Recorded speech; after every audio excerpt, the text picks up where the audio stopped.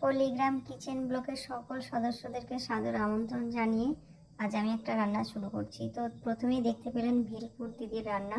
তো ওই দিদির রান্নাটাকে আমি নকল করার চেষ্টা করছি। তো প্রথমে আমি মশলাগুলোকে সব বেটে নিয়েছি। মাংসটা পরিষ্কার করে ধুয়ে সমস্ত মশলা আমি এখানে দিয়ে দিচ্ছি। সরিষার তেল দিয়ে দিলাম। এবার ভালো করে দিদির মতো করে মেখে নিচ্ছি।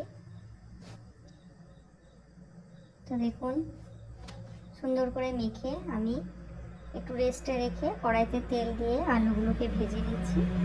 একটু হলুদ দিয়েছি।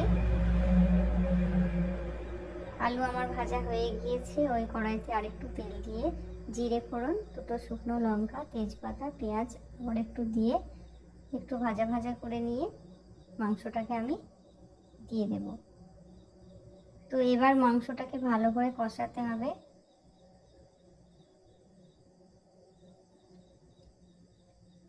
দেখুন, তেল ছেড়ে এসেছে। এবার আমি দিয়ে দেব ভেজে রাখা আলুগুলো।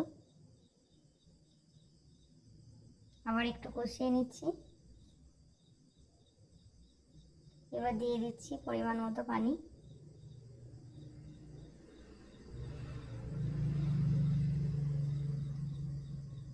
একটু ঢেকে রাখবো।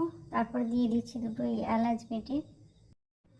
তো আজকে ভেলপুর দিদির মতো রান্না করেছি, খেতে অসাধারণ ছিল। আপনারাও এরকমভাবে বাড়িতে ট্রাই করবেন। আর ভালো লাগলে লাইক, শেয়ার, সাবস্ক্রাইব করে পাশে থাকবেন। ধন্যবাদ।